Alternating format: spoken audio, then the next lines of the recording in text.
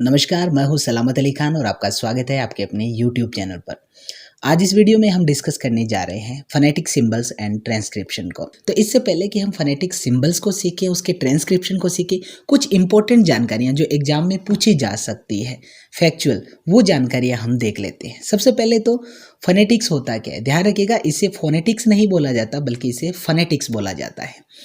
Phonetics एक speech sound की scientific study है, मतलब स्पीच की ही एक साइंस है।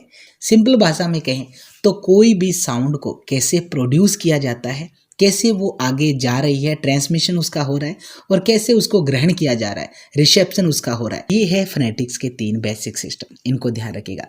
इसके अलावा जो इंग्लिश का जो एक्सेंट है, ध्यान रखिएगा, पहली बात तो ये है, जब हम आगे भी देखेंगे कि किसी भी वर्ड के लास्ट में अगर ANT या ENT आ जाता है तो उसे एंड नहीं बोला जाता बल्कि अंट बोला जाता है। ये एक्सेंट नहीं है बल्कि ये एक्सेंट है। उसी प्रकार से गवर्नमेंट नहीं होता बल्कि गवर्नमेंट होता है, जजमेंट नहीं होता बल्कि जजमेंट होता है। तो इस चीज को हम आगे भी देखेंगे। एक्सेंट का मतलब है स्पीच स्टाइल। आपने देखा होगा कि अमेरिकन जो होते हैं उनका इंग्लिश बोलने का लहजा अलग होता है, साउथ इंडियन है उनका अलग होता है, जो ब्रिटिश है उनका अलग होता है। तो ये होता है एक्सेंट, उस वर्ड को बोलने का स्टाइल।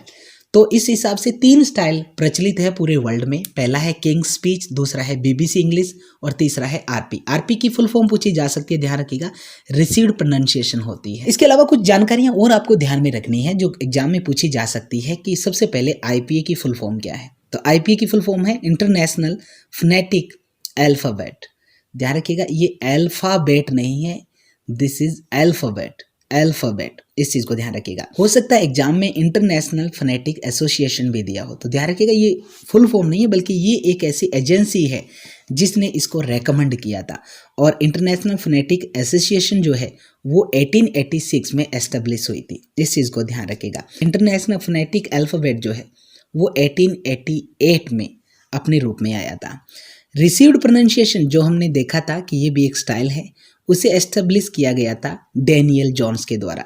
तो इस चीज़ को आप ध्यान रखिएगा। अब जैसे कि हमारी जो हिंदी है वो देवनागरी लिपि पर आधारित है, उसी प्रकार से इंग्लिश जो अल्फ़ाबेट जो है वो लैटिन स्क्रिप्ट यानी कि लैटिन जो लिपि है उस पर आधारित है, इस चीज़ को ध्यान रखिएगा। अब हम डिस्कस करते हैं इंग्लिश में साउंड सिस्टम को। देखिए, आपने बहुत सारे लोगों को ये कहते हुए सुना होगा कि इंग्लिश लैंग्वेज का कोई सिस्टम नहीं है, इसमें किसी वर्ड को कैसे बोल दिया जाता है, किसी वर्ड को कैसे बोल दिया जाता है, और ऐसे में इंग्लिश को क्रिटिसाइज किया जाता है। जबकि इंग्लिश लैंग्वेज भी अपने आप में एक साइंटिफिक लैंग्वेज है, इसका भी अपना एक साउंड पैटर्न है। गलती हम करते हैं कि इंग्लिश को हम हिंदी की दृष्टि से समझने की कोशिश करते हैं, तो ये गलती हमारी है। जैसे देखिए, ये वर्ड है GHEE, इसे आप में से कोई भी बोलेगा तो घी ही बोलेगा, और जब किसी ब्रिटिश से इस वर्ड को बुलवाया जाएगा तो वो घी कहेगा। और ऐसे में हो सकता है हम हंसकर उसका मजाक बनाएं, जबकि ये मजाक अपना ही बन रहा है, क्योंकि उनका अपने आप में एक साउंड पैटर्न अलग है और उनके साउंड पैटर्न में जो घ ये साउंड है वो है ही नहीं। तो ऐसे में वो इसे घी बोल ही नहीं सकते हैं। तो कुछ हिंदी की साउंड ऐसी है जो इंग्लिश में है ही नहीं। तो ऐसे में हम कैसे अपेक्षा कर सकते हैं कि इंग्लिश भी हमारी हिंदी को हमारे ही तरीके से बोले, क्योंकि ये तो तब है जब हम इंग्लिश को हम उनके नेटिव स्पीकर की तरह बोले। तो ऐसे में किसी भी लैंग्वेज को उनके नेटिव स्पीकर की तरह बोलने के लिए उस लैंग्वेज के साउंड पैटर्न को पढ़ना बेहद ज़रूरी होता है। ऐसे में उसका एग्जैक्ट प्रोनाउंसिएशन, उसका एक्सेंट बेहद इंपॉर्टेंट हो जाता है। तो इंग्लिश लैंग्वेज में जो 26 अल्फ़ाबेट है वो टोटल 4 साउंड्स को रिप्रेजेंट करते हैं। मतलब A से लेके Z तक ये जो 26 लेटर्स है ये टोटल 44 साउंड्स को रिप्रेजेंट करते हैं। मतलब इंग्लिश में साउंड्स कितनी होती है, 44 होती है। तो इसका मतलब लेटर्स 26 है और साउंड्स 44 हो रही है।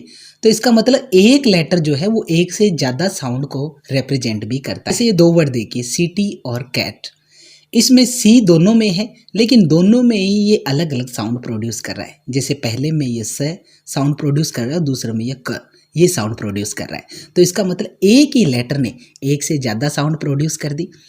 दूसरा देखिए, डॉग और सन, डॉग में जो ओ है वो ओ साउंड प्रोड्यूस करता है और दूसरे में ओ जो है वो अ साउंड प्रोड्यूस करता है। इसका मतलब एक ही लेटर ने एक से ज़्यादा साउंड प्रोड्यूस कर दी। उसी प्रकार से ये 2 वर्ड देखिए, रीजन और कंपैरिजन, इसके अंतर्गत SON है और इसमें भी लास्ट में SON है, लेकिन पहले वर्ड में जो S है वो ज ये साउंड प्रोड्यूस कर रहा है, दूसरे में ये स। इसे कंपैरिजन नहीं बोला जाता है, ध्यान रखिएगा, कंपैरिजन है ये, कंपैरिजन है ये। उसी प्रकार से ये दो वर्ड और देखिए, DAY डे और PASSED ये है पास्ट, ये पास्ट नहीं है, ध्यान रखिएगा। तो पहले वर्ड में जो डी लेटर है वो ड साउंड प्रोड्यूस कर रहा है, लेकिन दूसरे में ट साउंड प्रोड्यूस कर रहा है। उसी प्रकार से ये चार वर्ड देखिए, ALL, दूसरा MASTER, तीसरा HATE और चौथा HAT। इन सब में ए है, लेकिन ये पहले में औ ये साउंड प्रोड्यूस कर रहा है, इसे औल बोला जाता है। दूसरे में ये ये साउंड प्रोड्यूस कर रहा है, मास्टर। तीसरे में ये ए की साउंड प्रोड्यूस कर रहा है, इसे हेट नहीं बोलेंगे, इसे हेट बोलेंगे, ए डिप्थोंग जो हम आगे पढ़ेंगे। और चौथे में ये हाइट, इसकी साउंड प्रोड्यूस कर रहा है। तो इससे ये साबित हो जाता है कि एक ही लेटर एक से ज़्यादा साउंड प्रोड्यूस करता है। इस आधार पर जो 26 अल्फ़ाबेट है इंग्लिश लैंग्वेज में, वो टोटल 44 साउंड को रिप्रेजेंट करते हैं। और इनका क्लासिफिकेशन किया जाता है 20 वावल साउंड और 24 कॉन्सोनेंट साउंड। ये मैंने आपको पहले भी बताया था कि जिस वर्ड के लास्ट में ENT या ANT लग जाता है तो इसे एंट नहीं पढ़ा जाता, अंट पढ़ा जाता है। तो ये कॉन्सोनेंट नहीं है, ये कॉन्सोनेंट है, ध्यान रखिएगा। और इसे वोवल नहीं पढ़ा जाता है। दूसरा जो W है वह की साउंड नहीं देता, ये वाउअल है। तो इस प्रकार से ये था जनरल सा इंट्रोडक्शन साउंड्स का। कल हम इसके नेक्स्ट पार्ट में देखेंगे कॉन्सोनेंट साउंड्स और उनके कैसे सिंबल्स होते हैं, और ए की जो लेटर है वो कितनी प्रकार की साउंड जो है वो प्रोड्यूस करता है। तो तब तक के लिए दीजिए इजाज़त, शब्बा खैर।